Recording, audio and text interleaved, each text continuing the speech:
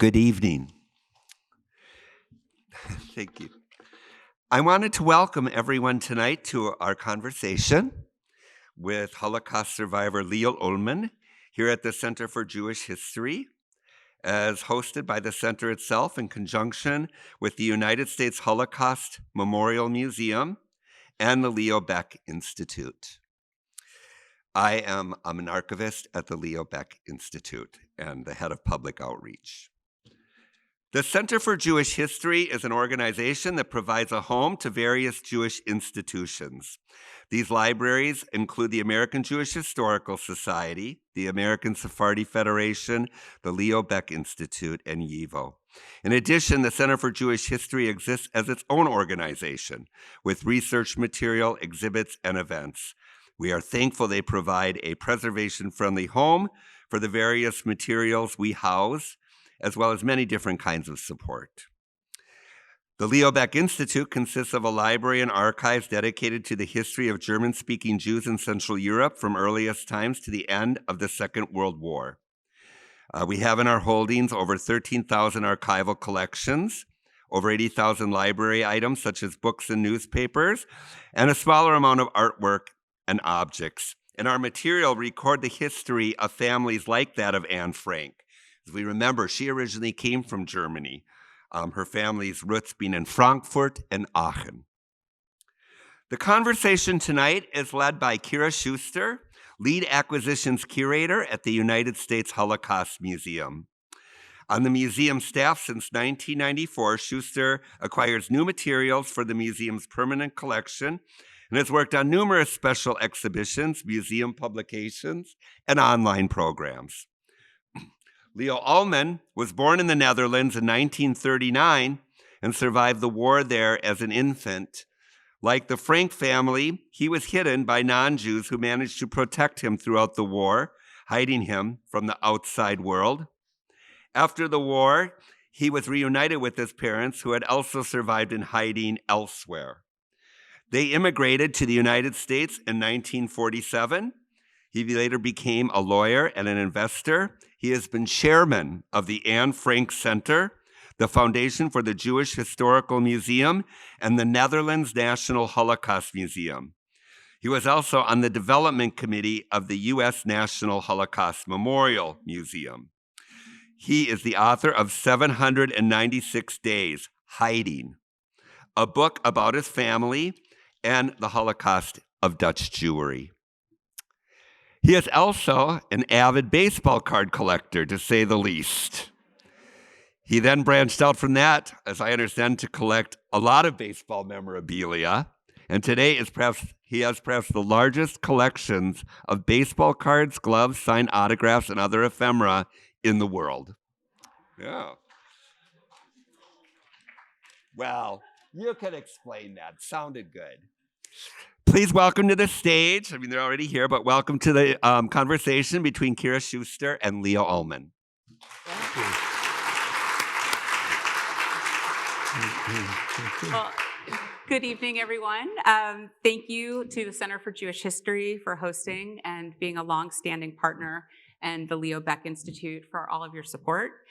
My name is Kyra Schuster. I'm not Leo, I'm Kyra. And I'm the lead acquisitions curator at the United States Holocaust Memorial Museum in Washington, D.C. And also a huge baseball fan, but not as much as he is, apparently. We are absolutely thrilled to have the opportunity to bring this program to New York, and in tandem with the fabulous exhibit that I hope many of you will have the opportunity to see this evening as well. For millions of us, Anne Frank's diary put a human face on the horrors of the Holocaust and is one of the first stories that many children learn about the Holocaust. It's their entry, or as we say at work sometimes, it's their gateway. It's the first thing that people learned about. And although she's probably one of the best known hidden children, there were tens of thousands of other children living in the shadows during the Holocaust, and every single one of them had their own unique story. So it's against that backdrop that I am so pleased to be sitting next to Leo Ullman, who was one such child in hiding, not far from Anne's secret annex in Amsterdam. And Leo was a toddler when you went to live with the couple that you had never met before, right?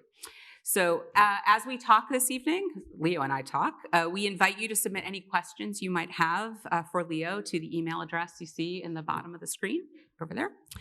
And so it's northeast outreach at ushmm.org. And you email your questions in, and our colleagues will then get them to me later on in the program.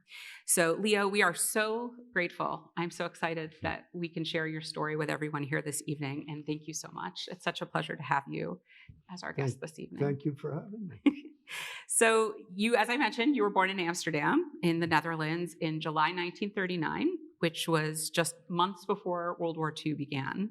And we have this adorable photos of, look at them, right? What a punum, I was saying, so cute. And less than a year later, Germany invaded your country. The Nazi campaign for terror was increasingly brutal.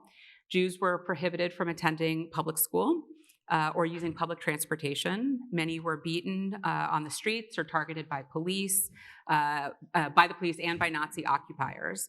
And you turned 3 in 1942, and the Nazis and their collaborators were beginning roundups of many Jews who were ultimately sent to concentration camps and killing centers.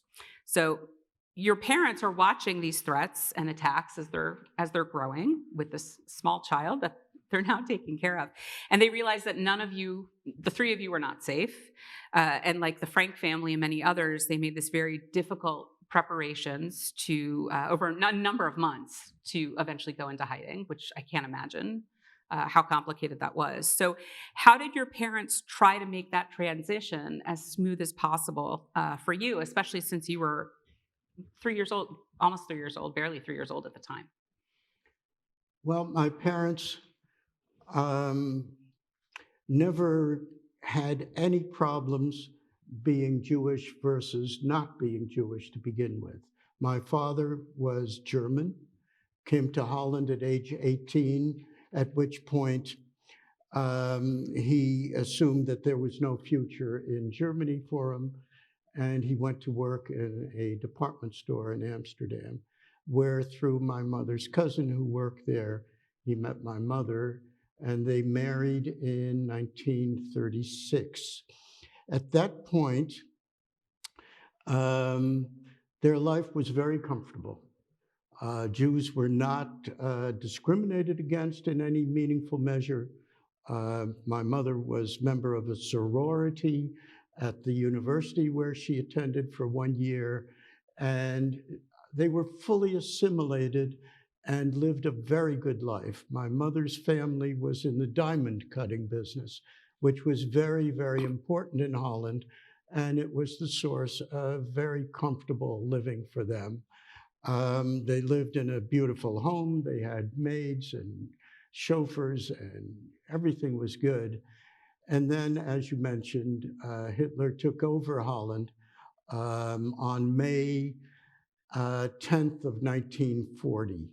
At that point, they bombed the city of Rotterdam, then and now one of the most important ports in the world.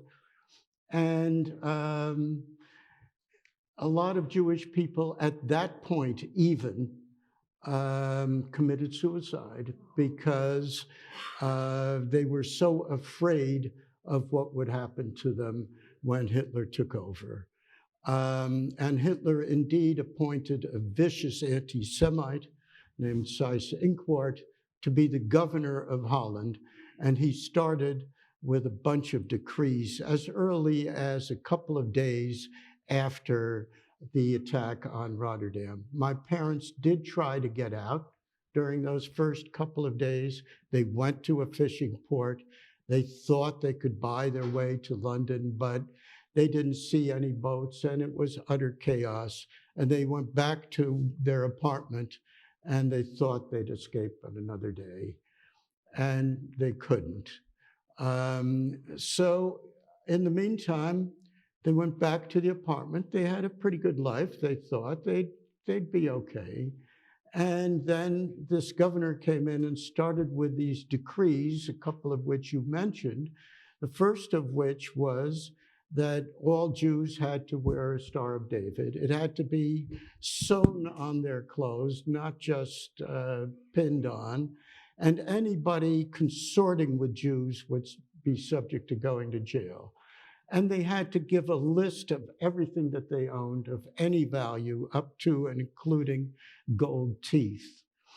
And they weren't allowed to go to public schools. We couldn't use public transportation. We couldn't have a motorized vehicle. We couldn't have bicycles. We couldn't have radios. We couldn't go to the regular restaurants. We couldn't go to parks. And life was increasingly more difficult and difficult with these decrees. All Jews had to come to Amsterdam. So suddenly we had 8 people in our apartment, and we were all right. We were alive. And then my father received a call-up notice on the same day that Anne Frank's sister Margot received the notice. And they were going to be shipped off to go to a work camp. There weren't killing camps in those days as yet. There were work camps. And Dutch citizens were rounded up, Jewish citizens, to go to Germany, ostensibly for work. And my father and mother decided, they were young, they were healthy, they could survive this. And so they were getting ready to do that. And then my father went to the train station. And at the train station, he saw that it wasn't just healthy young people going to Germany. It was invalids, it was kids, it was various types of people who were not able to work. And he thought that they probably had to go into hiding as the only way to survive. In the meantime, my mother's sister, whose husband had been active in the resistance, the sister was picked up with her 3 children, and they were first jailed and then sent to a concentration camp. And at that point, my parents decided that they absolutely had to go into hiding as the only way they could save themselves and to save their little, very cute little kid. Totally unbiased opinion. Right. Yeah. And that kid might make noise and couldn't be controlled. We have run into this problem with our kids and grandkids also. But, at any rate, at that point, my mother's sorority sister had been active in the resistance. And through that resistance link, they met a minister in the city of Harlem. And that minister placed Jewish kids with families who would undertake to take care of these kids, having no idea how long this might take, but knowing that it would be probably, certainly jail and maybe even death if anybody found a person hiding a Jewish kid.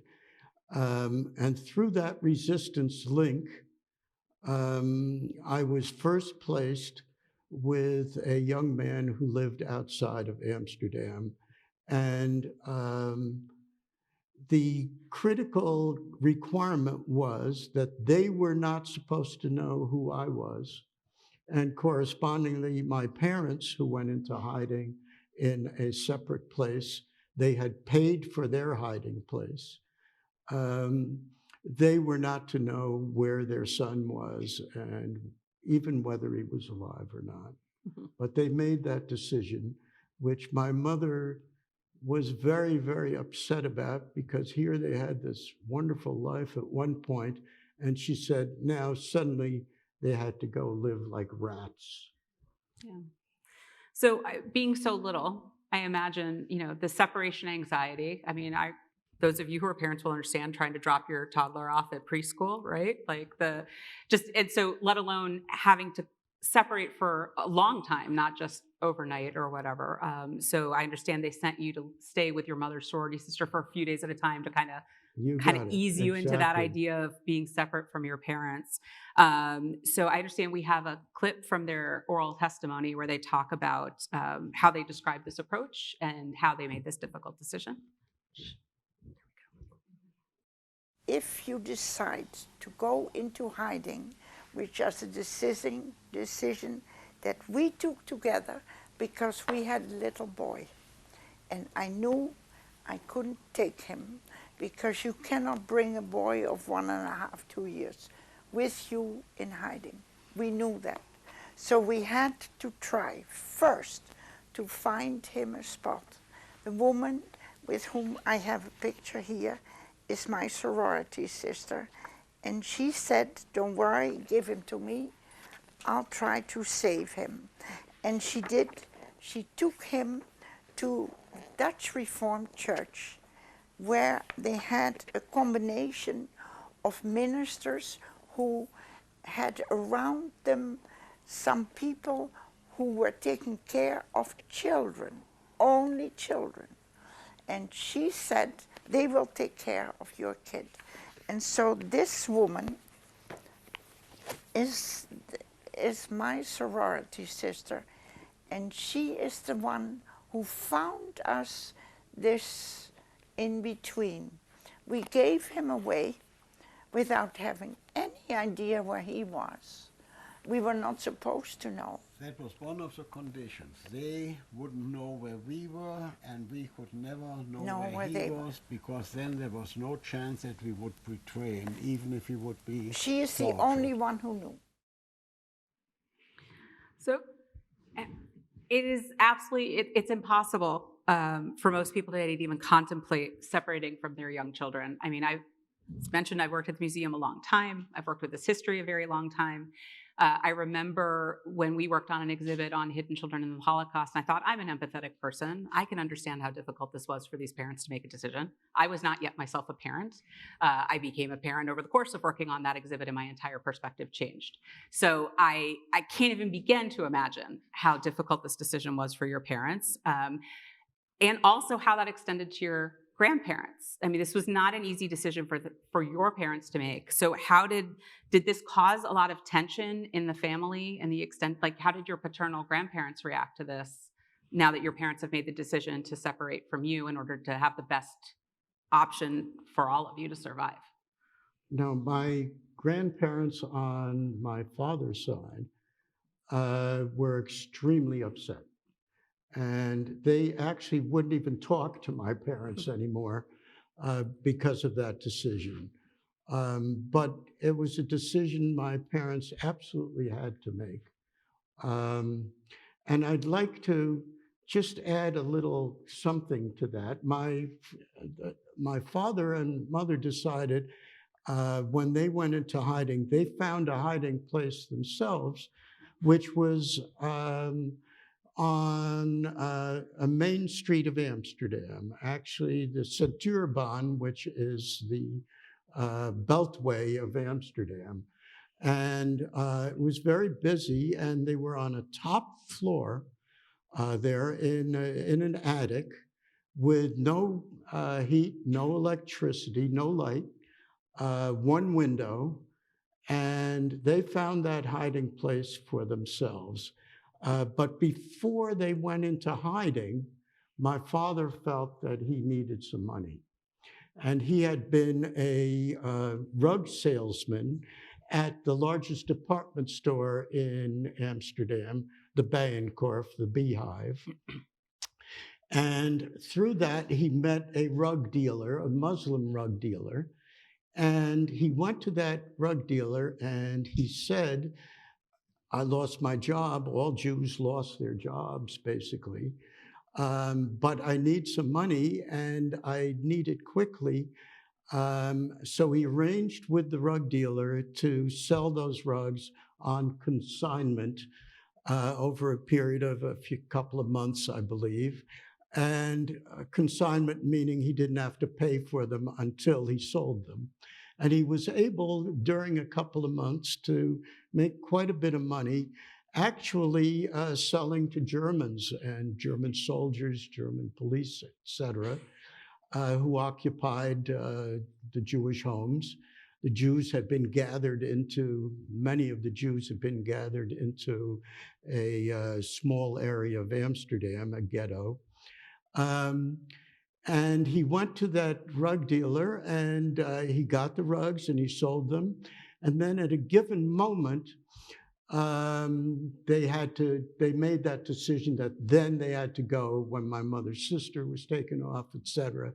And he went back to the rug dealer and he said, I can't do this anymore. I have to go into hiding. And the rug dealer said to him, I know that you are an infidel and worship a different God than I do, but take this with you. I've got it. And take this with you. It is a Muslim prayer rug. It's about 6 feet by 3 feet. This is the actual rug. And he said, take this with you into hiding, and Allah will save you. Well, to go to the end of the story, but we could keep talking. It may have saved my parents. We're going to get to the other stuff too, and so it's fine. It was on their table for the rest of their lives. It's been on our table for our lives. And this is the actual rug. We have actually taken a Xerox photo of this thing, believe it or not. And it's at a Holocaust center in South Jersey, and people come up to the Xerox copy and touch it and try to, it's so real you can't tell it's not the real thing. Anyway, that's how my father and mother dealt with this particular problem. So that was before they went into hiding, right before they went into hiding. Just before. So as your parents explained, they didn't know where you were. You were little, but you didn't know where they were. And you were in a few temporary hiding places before ultimately you ended up with the Schimmels, right? Am I pronouncing their name right? Schimmels, who was an older couple that you see here. So can you tell us more about them? Okay, I'll tell you about the Schimmels. Schimmels. The Schimmels. That's the Dutch word, believe it or not, for a white steed and moss. Why, I don't know. But at any rate, I was first placed with a young man who was a newly married and lived in a suburb of Amsterdam. And they were newly married, and that marriage became a disaster, and they had to give me up back to the resistance. The resistance placed me in a sort of orphanage north of Amsterdam. And in the meantime, my war father, as he came to be known, who was the father of this young man, he and my war mother decided that they sort of liked me. And my war father got a permit. He'd been a retired policeman, got a permit to go on his bicycle to north of Amsterdam to get me from this sort of orphanage. And he picked me up. We went back to their apartment, and I ultimately stayed in that apartment for 2.5 years. They didn't know who I was, where I came from. They dyed my hair blonde in the beginning. And while I was let out a few days in the beginning, I basically stayed in their apartment for the rest of the war. Mm-hmm. And what about your relationship with they had a daughter who was youngish. So what was your relationship like with their biological daughter?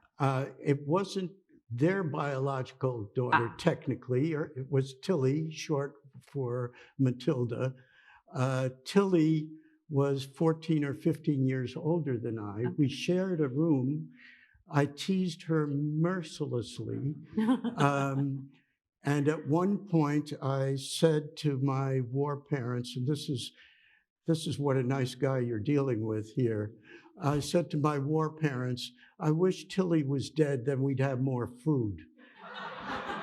Well, you were we didn't have 3 or much 4 food. at the time, so right. That's still my excuse. I hope she eventually forgave you for that. Oh, we stayed close to Tilly. So even though you were in hiding, that did not mean you were safe. And you called him Opa Opa and Oma. Schimmel? Right, Schimmel. I'm just going to say Schimmel Schimmel. is good. Just go with that. Okay. So he was part owner of a bar. So how did his connections to that bar help keep you safe? Oh, God, I didn't know you knew that story. A deep dive. Oh, I did my homework. He had a girlfriend. My war father had a girlfriend in a bar in a bad district of Amsterdam. And she was German. And so a lot of Germans came to that bar to drink and eat. And the benefit of that was that the German girlfriend would come to know when there would be a raid. The Germans had raids where they blocked off the end of a city block, and they would go from building to building looking for hidden Jews. In the meantime, there were very heavy penalties, bounties paid for anybody who betrayed a hidden Jew. And so there were gangs actually looking for hidden Jews to get these bounties. So it was very dangerous at that point. And because they came to learn when there'd be a raid, they would ship me off to their son who lived in that suburb. And I would stay there for a few days until the raids were over. My parents were subject to raids also in their hiding place. They were very fortunate because when the raids came, the Germans often used dogs. And if they used the dogs, they would have been discovered. And fortunately for them, for the 2 or 3 times there were raids in their street, they were not found. Yeah, I've always said it's. I'm trying to think of my words here. Sometimes it was just pure coincidence and happenstance that people got fortunate. They didn't use dogs that helped save your parents, or I bent down to tie my shoe. I'm here today. It's so random how that all happened. And the decision that your parents made to go into hiding, made all the difference into your family's survival. We know now roughly 75% of the Dutch Jewish population was murdered during the Holocaust, and only about 5,000 of the roughly 100,000 Jews who were deported from the Netherlands, many of them were sent and killed at Auschwitz-Birkenau and the Sobibor killing centers. So only about 5,000 of those 100,000 survived. And so, Leo, a few years ago, you returned back. You went back to Amsterdam to visit your hiding place that was there. And we have another clip of Leo describing your experience during that visit. Okay. Yes. In September of 2017, we went to visit some of the places that were meaningful in my early life. We went and visited my hiding place during the war, which was an apartment. I think that this may have been my room, and I shared a room with my war sister, Tilly. Tilly was 13 years older than I was. For the first few weeks, perhaps, they let me out. They dyed my hair blonde, and they let me play outside. But after a couple of weeks, they decided no longer to do that. So I basically stayed in the apartment for the entire war.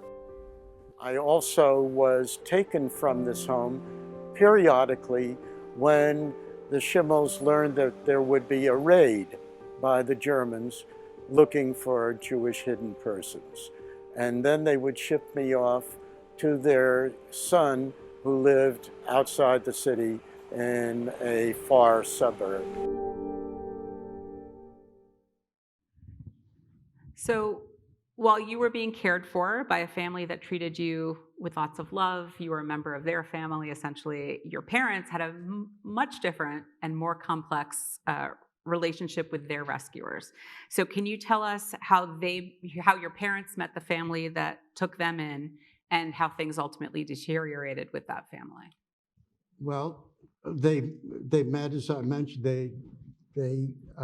my mother had been engaged in social work, and one of her clients was the man who had this building on the Centuurbaan on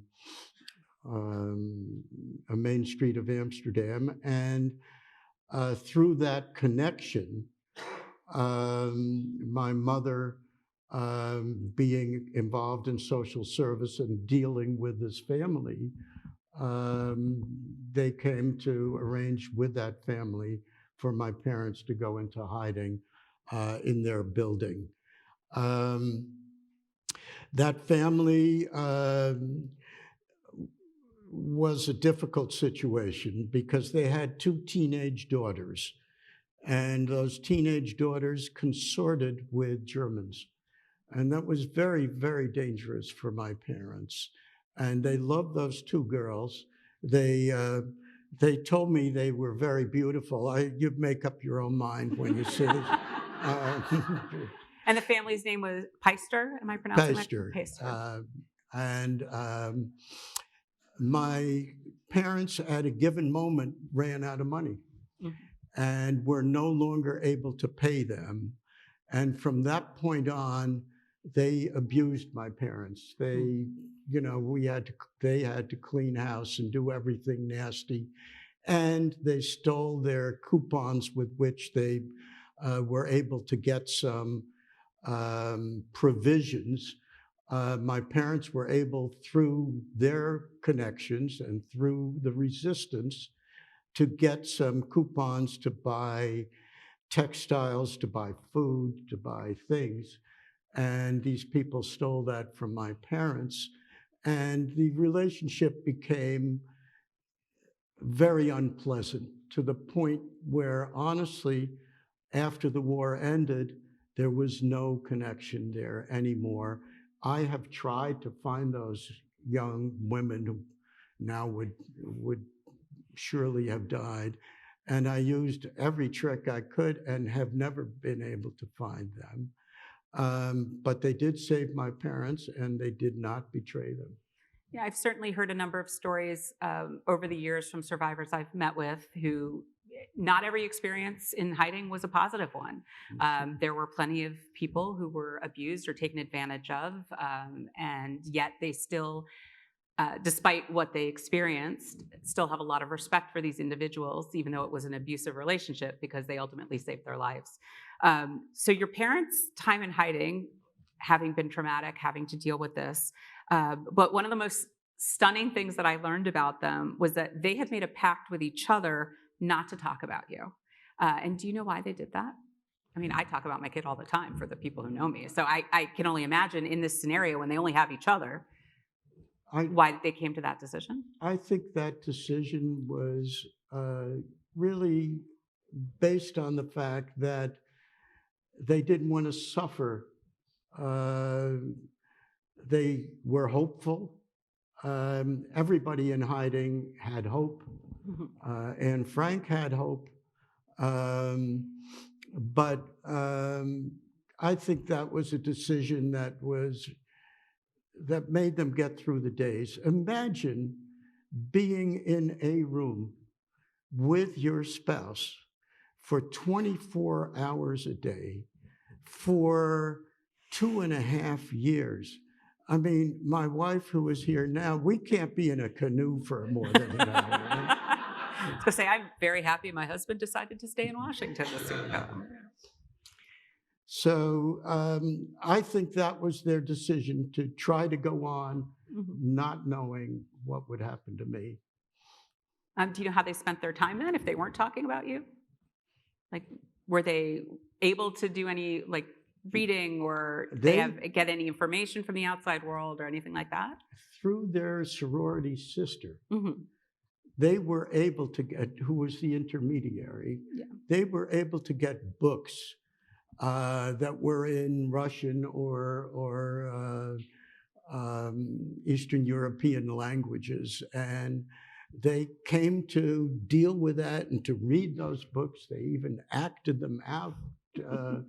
And that's what survived them in certain respects. So you were separated from your parents for nearly 2.5 years, which at that point was like half your life. And in May 1945, right before the Germans surrendered, the Canadian military, which were part of the Allied forces, liberated Amsterdam. At the museum, we have wonderful photos of the parades and the liberation of the city, and it's wonderful. And one of the very first things your parents did, not surprising, was try to find you and track you down through your mother's sorority sister, and help them find their now 5-year-old son, who they hadn't been talking about. So we actually have another clip of your parents talking about the day that they met your war mother, Oma Schimmel, and were finally physically reunited with you. So. And we found Leo, and his mother was a very extremely nice woman. And she said, take him with you, but don't keep him too long, because that night was so, he didn't sleep much. So she said, take him and bring him back at 4, and then my husband will be home, the policeman. But at night he said, no, I want to go back to my real parents. Yeah, I want to go back to my real. I had absolutely no idea who you were. No. And so we went back to the apartment of the war parents. And then there must have been, well, maybe 20 people sitting in the living room. All the neighbors. All the neighbors. And You all have the no neighborhood vague knew idea. that Leo was a Jewish boy, and nobody All betrayed of him. them came. And the minister was there, and another minister, and God knows who was there. But at any rate, they prayed a lot, and everyone was in tears, really. But we were not so much in tears because we were so overwhelmed with all this.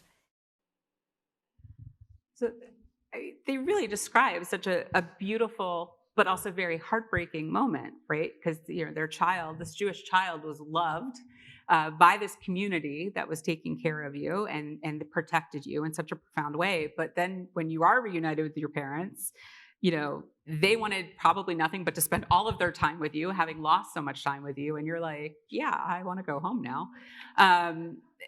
Because you only knew this other family because you were so little.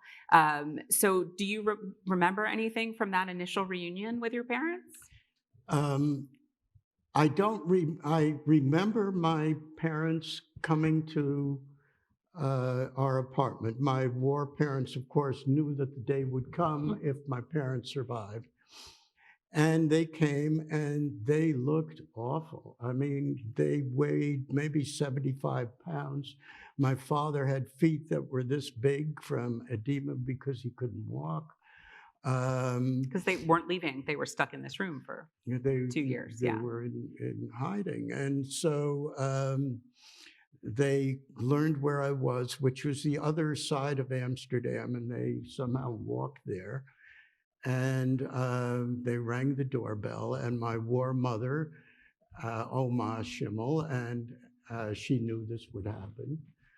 And they came and said that they were my parents, and I didn't know them. It had been 2.5 years. I had been loved. I'd gotten fed. We ate sugar beets and tulip bulbs, but they tasted fine to me. And they said they were my real parents. That was difficult. I think it was difficult for me, though I don't remember it as being difficult. I think it was difficult for my war parents and difficult for my real parents. But the important thing is that my war parents were very religious, as my mom said, but they were also just really good people, and they wanted to make this work somehow. So over a period of days, I was weaned away, and I first went to my parents' apartment, and they had saved for me under their floorboard, even though they were subject to abject hunger beyond belief. They had saved for me a can of baked beans, and they put that under their floorboard. And when I came, they were saving it for the day that little Leo would come, if he came. And they opened that can of beans with great ceremony, and I said, "Blah! I hate baked beans." And so they finished the baked beans. But one of the things that my war parents did, which was so good, and these were such good people, and they've been in our lives to this day. They're younger next generations. They gave me their dog. That was very meaningful. I didn't know until recent years really how meaningful that was when you give somebody a dog as the tie-in with the two families. Yeah. So I mean, there's, we expect that you're reunited, you're with your parents, it's love, everything's great, we all move on, obviously. I'm going to interrupt you one second. One thing that my war parents made me do, or I made them do, is to get an orange hat. The day that the liberation took place of Amsterdam, I insisted that they get me an orange hat. Everybody in Holland was wearing something orange. It was any piece of clothing, anything you could find that was orange, the Dutch people would wear. Does anybody here know why that would be?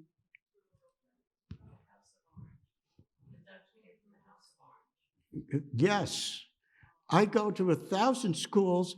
I never get a right answer. I just got a right answer. There we go. The Dutch royal family is the House of Orange Nassau. So now you also know where Nassau County came from. So, anyway. Well, I was going to, before that, also, I've been wondering what the name of the dog is, if you remember. Ruffy. Okay, there we go. Ruffy. Now we know. Because it's just, I'm a cat person, but you got to appreciate this. These photos are so cute. So there are a lot of traumatic stories about children who were in hiding, either reuniting with their parents or that the families that had taken them in don't want to give them up. There were certainly court cases that I've read about that are well documented, or they don't want to let go in some cases if they were taking advantage of the children. They didn't want to let go of their free labor that they had been taking advantage of. But fortunately, in your case, you had two sets of parents who loved you very much, and they worked together to help make this transition. Obviously, with the dog, very much helped. Were there other ways that they were able to work together to make this transition easier for you? Well, yes, my war father walked me to school every day. I had an eye operation shortly after we got together again, and he came to the hospital every day. So they stayed very much in our lives. And to this day, we have remained close. I did arrange to get them admitted to Yad Vashem. That was very meaningful. So for those of you who aren't familiar, at Yad Vashem, they recognize the righteous among the nations. So non-Jews who helped Jews during the Holocaust, and we can add the Schimmels to that list. You can actually go on the Yad Vashem website and look their name up and read their whole biography. So it's quite something. And there's a tree planted in their honor at their gardens there. Now the war has ended, and in 1946, you got a little brother. And your brother... My wife figured out it was exactly 9 months after the war ended. So we know how our parents celebrated. I did meet one couple who she gave birth to her son while she was in hiding. And I'm like, really? She's like, we were newlyweds. We were in hiding. I'm like, okay. So now you have your brother, Henk, who joined the family. Right. And his full name is Hendrik Jan, in honor of your war parents, which I think is absolutely a beautiful tribute to this couple Hendrik that saved was you. My war father, and Jannetje was my war mother, so it's Hendrik. Oh, and you said you did keep in touch with the family. You're still in touch with the descendants of that family, Yes. which I think is incredible that your family has now grown up with their family as well, or their family got to watch you grow up. We donated a room. My wife Kay and I donated a room to Stockton University to honor the righteous Gentiles who saved my life, but also those who saved my parents and others in our family's lives. And that room has been very significant, and the Schimmels have come to see it. We had a ceremony in Amsterdam when we got them into Yad Vashem, and that was very meaningful. And we all came together there, and that had been the same day that I came in last in a triathlon in Rotterdam, and they all reminded me of it. I'm just impressed that you tried to run a triathlon. I'm like, I'm lucky I can walk 4 blocks. Okay. So to our audience, if y'all haven't submitted questions yet and you wish to do so, please email us at northeastoutreach@ushmm.org. So Leo, we have really only barely scratched the surface on your life, but I'm going to jump ahead a little bit to 1947 when your family has now immigrated to the United States. And once you got here, it was like kind of you personified the American dream. You went to Harvard and graduated from Harvard and Columbia Law and Business School, and you served in the Marine Corps. So thank you for your service to your new country. And you built a very successful career and baseball card collection, apparently, and have a very loving family, some of whom are with us today. And I'll even forgive you for being a Mets fan. I know you're proud that you got to throw out the first pitch. I will admit, even though it's the Mets, I'm a little jealous that you got to do this. And I love this photo of you. It's like terrific. But you also, you've since gotten very involved in the Anne Frank House in Amsterdam and the memorialization of Jewish life in Amsterdam. So can you share some of those experiences with us as well? Well, yes. I headed the U.S. Anne Frank Center USA for many years. So I went back and forth many, many times and became close to the people at the house. There's one can I tell about this little Inca of a couple of pages? Sure. It's your show.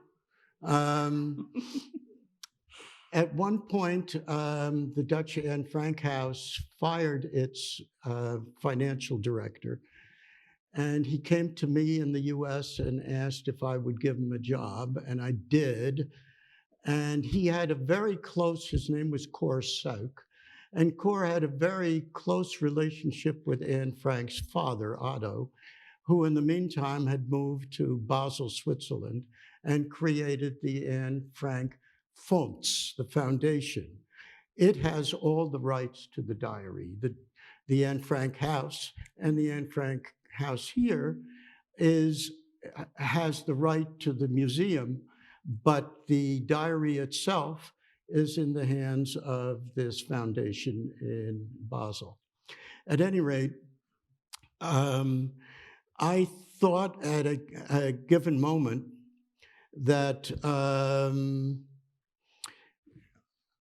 I would hire this guy, and he came to me one day, and he said that he had 5 pages of the Anne Frank diary that had never seen the light of day. I just want to jump in and add, for those of you who aren't familiar, her diary is actually not just one diary. It is a series of notebooks and diaries. There were multiple. There were a lot of loose pages. She did a lot of loose writing as well. So it's not like these pages were just ripped out of the diary that we're all very familiar with. That's right. So it is very possible that these were loose pages, part of her. She really wrote voluminously while she was in hiding. So I just want to give everyone that context who may not be familiar with that. And it's absolutely true. And those 5 pages were very nasty toward her mother and to a lesser extent to her father. And they also talked about her becoming a woman. And there I was with these 5 pages. I had gone to law school, and nobody had told me what you do when you get 5 pages of the Anne Frank diary. I mean, what are you supposed to do? I called the house in Amsterdam. They didn't want to touch it.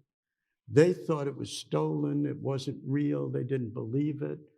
And so Korsauk and I had to figure out what to do. And ultimately, we were going to auction it, and some Russian oligarch would surely buy it. And at the last moment, the Dutch National War Documentation Institute, part of its treasury, bought those 5 pages for $300,000. And over a period of 3 years, they verified and included those 5 pages in the Diary of Anne Frank since 2003. Small link to this Anne Frank story on my part. Yeah. So I want to end with the opportunity to reflect on your experiences. I mean, you've spoken so beautifully this evening about the family, especially the family that protected you, and how in many ways we're just ordinary people. And so what can we learn from them? And just, everyday people just doing what's right. I think that's absolutely the lesson. These were, as you said, ordinary people doing extraordinary deeds. I think they didn't know at the outset, probably, that the war would last 5 years. So taking care of a kid for 6 months, well, maybe they could do it, but the 5 years was brutal.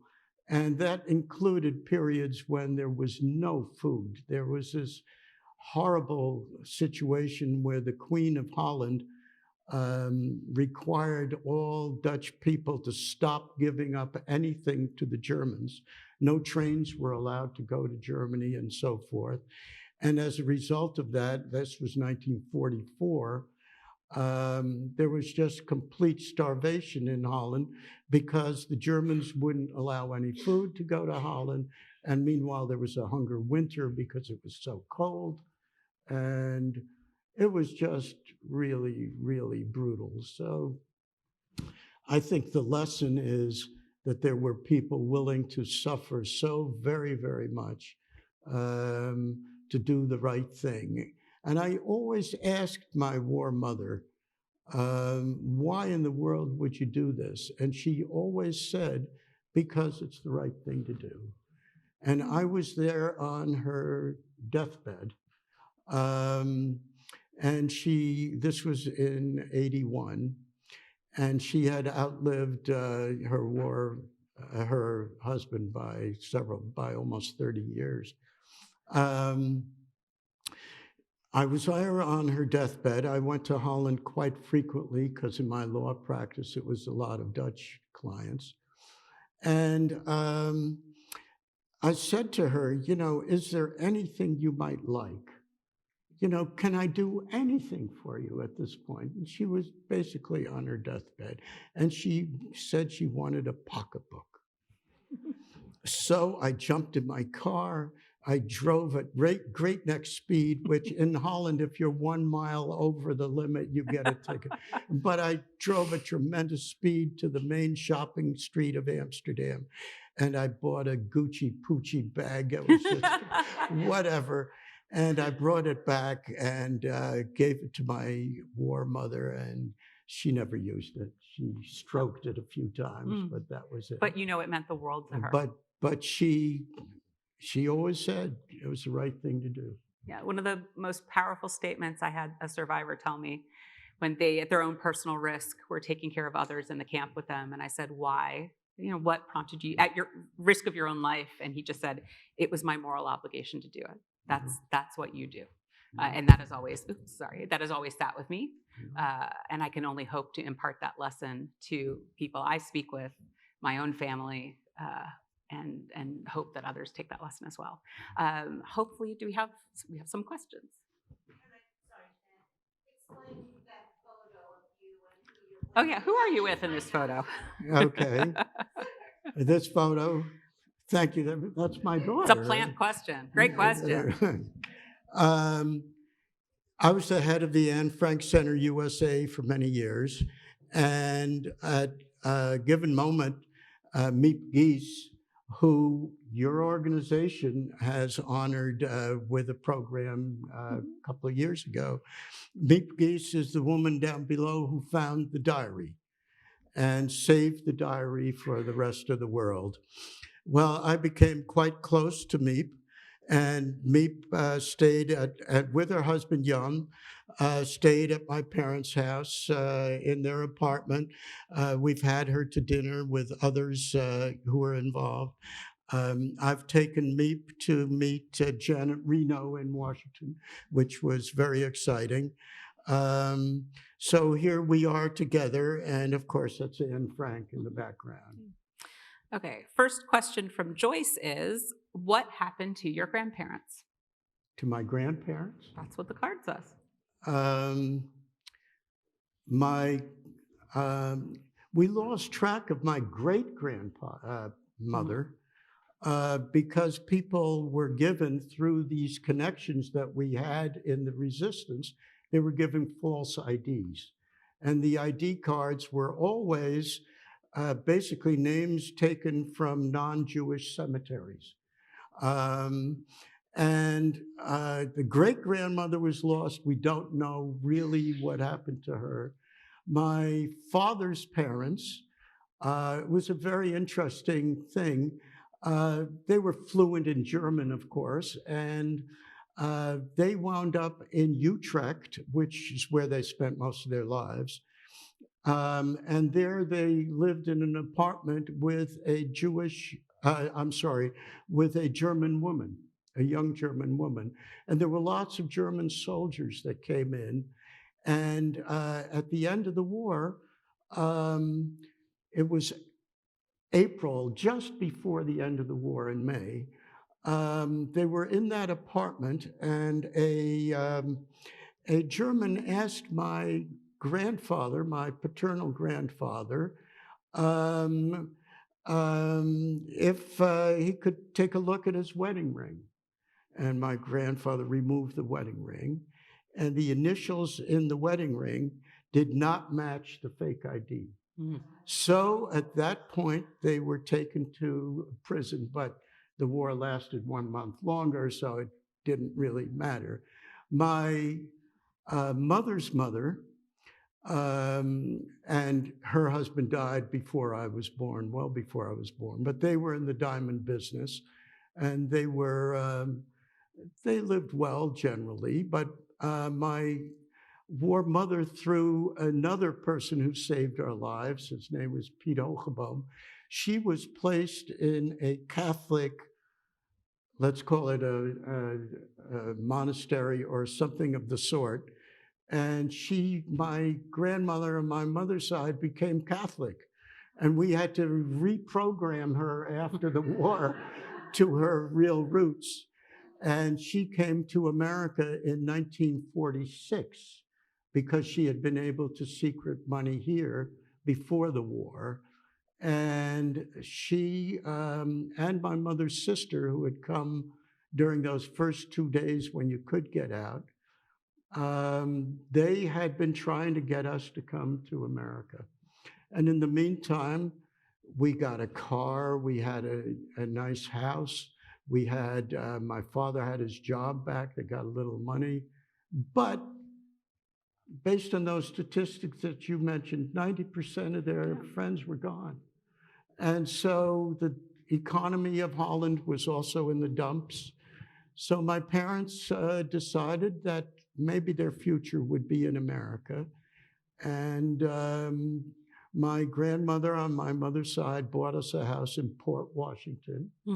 And that's where we went, and that's where we lived and still live to this day, with 5 generations, no less. Amazing.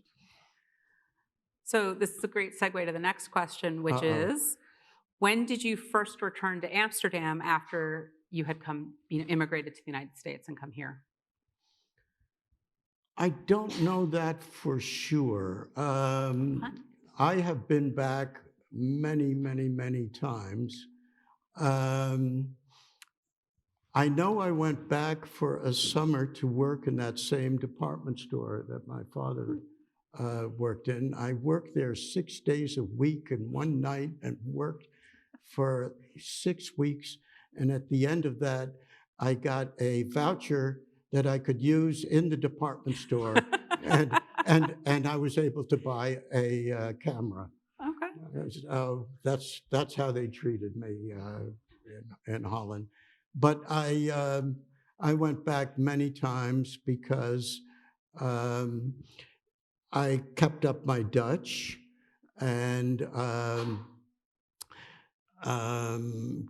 my wife and I actually went and lived in Amsterdam after I graduated law school. So I kept up the Dutch that whole time. Well, it has been an absolute pleasure being with you this evening and getting to have this conversation with you, with everybody.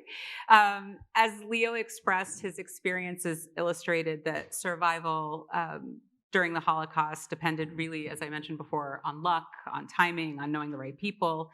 But it's not only knowing the right people, but having those ordinary people make those choices and showing themselves to actually be not so ordinary, but really extraordinary. And your rescuers refused to close their eyes to the madness and the chaos that was going on around them and put themselves in danger and their family in danger in order to save you and your family. So I'd like to invite everybody here to join us afterwards for a reception just outside the auditorium, and you'll have a chance to say hi to Leo and to me if you want, but mostly Leo and his family, who wonderfully have joined us this evening. If you did not reserve exhibition tickets, but would like to see the exhibit, then please go to the front desk upon exiting the auditorium. And we hope you will also stay connected with the United States Holocaust Memorial Museum and join us for future programming, whether that's here in New York or down in Washington, D.C. We'd love to see you there. So thank you, everyone, for joining us this evening, and thank you, Leo. Thank you.